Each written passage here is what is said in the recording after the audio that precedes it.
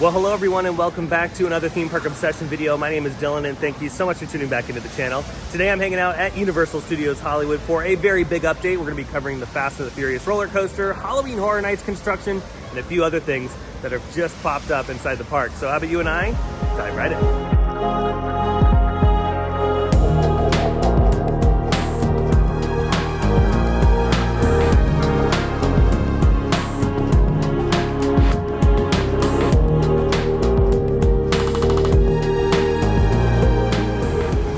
Oh yeah, it is another beautiful day, another hot day.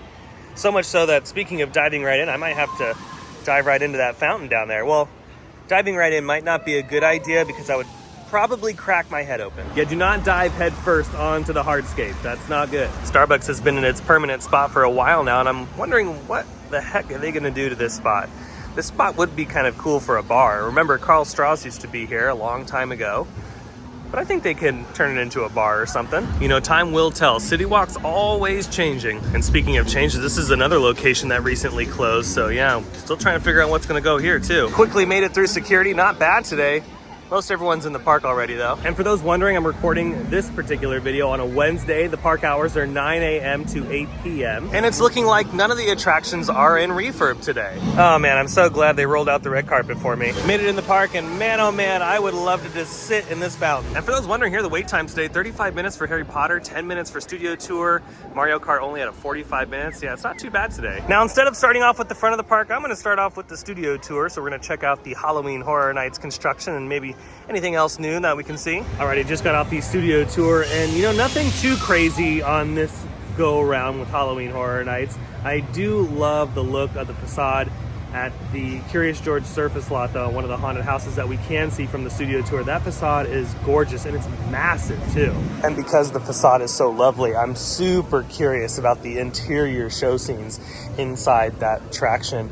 I'm really hoping that they match the level of ambition that the facade is. Didn't really see anything at the War of the Worlds sets either.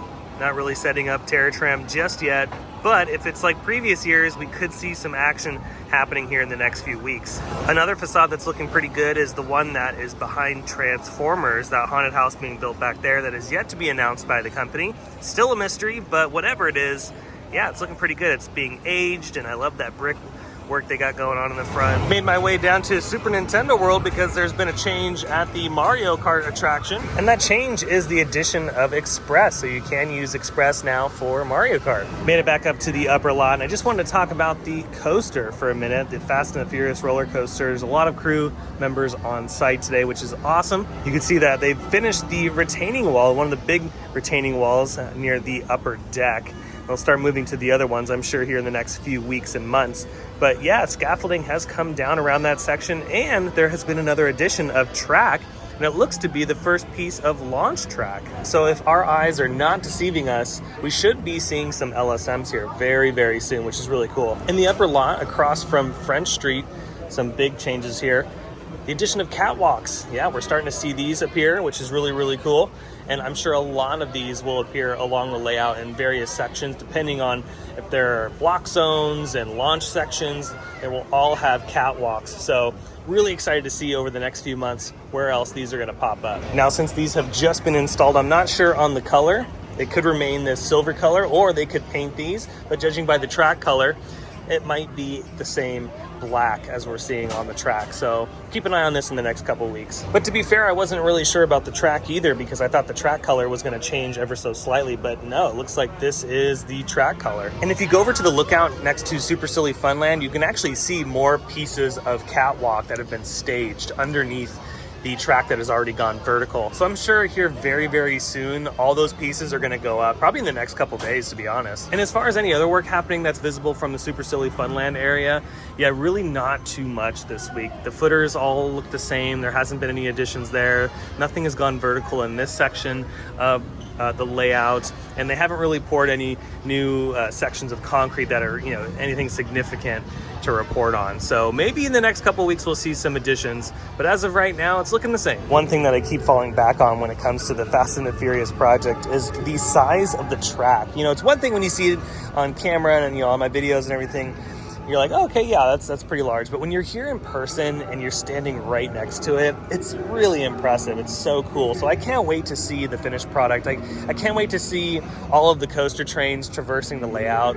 It's going to be so fun to watch, especially from the escalator and the lookout view. And before we talk about Halloween Horror Nights a little bit more, I did want to point out that in the Universal Plaza, they do have some new photo ops set up. It's really nice to see this continue through the summer. I was wondering if they were going to do anything in the plaza for the studio tour, and yeah, it looks like they are. So it's nice to see some photo ops there, and of course, the return of some classic characters. Alrighty, I've made it out of the park, but that does not mean we're done. I still have to talk about Halloween Horror Nights, and I got a really good view of the haunted house being built at the Parisian Courtyard, which, speaking of that haunted house, it has recently been announced. That haunted house will be called Monstros 2, The Nightmares of Latin America. And this is a sequel house to the version that we had last year, which was really, really cool. I loved Monstros. It's one of my favorite haunted attractions at last year's Halloween Horror Nights. So I'm super excited that they're bringing it back in a whole new way. And John Murdy confirmed on Twitter, John Murdy, by the way, is the creative director, but he confirmed that this haunted house will be completely different from the last one. So it'll be an all new experience. And another haunted house that was recently announced is the one behind Revenge of the Mummy. That one is called Dead Exposure Death Valley. Now, some of my Orlando friends might recognize the Dead Exposure name, and that's because the Dead Exposure name has been used in Orlando at Halloween Horror Nights for a reoccurring haunted house out there. I think the last time Dead Exposure was at the event was in 2018, and I do remember that haunted house. That was still to this day one of the scariest haunted houses that I've ever been through. So it's really cool that we're getting another Orlando kind of theme. John Murdy did confirm, though, that this Dead Exposure haunted house is going to be a little bit different than what we're used to in Orlando, which is kind of cool because then that makes our version unique to Hollywood. So out of the two originals that have been announced, Monstros 2 and Dead Exposure, I'm kind of torn at which one I'm most excited for. I feel like I'm leaning a little bit more towards Dead Exposure just because I really loved that haunted house in 2018. But on the flip side of the coin, I really loved Monstros last year, so I'm excited for its sequel. So I think overall, those two original haunted houses are going to be a lot of fun. They're probably going to be very popular with guests because it seems like every time they do an original haunted house here in Hollywood, it does really well. People seem to dig it. So to catch everybody up, so far the announcements here in Hollywood have been A Quiet Place based on the first movie, and then we have Monstros 2, The Nightmares of Latin America, and then Dead Exposure, Death Valley. And Universal has confirmed in a press release that there will be 8 haunted houses in total, plus the Terror Tram. So I'm wondering what these other haunted houses are going to be. I'm super excited to find out, and I'm sure we're going to find out here in the next few weeks. And you know what? We didn't have to wait a few more weeks because as I was editing this video, another announcement has dropped for both Hollywood and Orlando. Ghostbusters Frozen Empire is coming to both events, and we haven't had a Ghostbusters haunted house since 2019, so it's been a few years. But going back to Monstros 2, yeah, work is progressing very nicely on the facade. The facade is receiving more details every single day,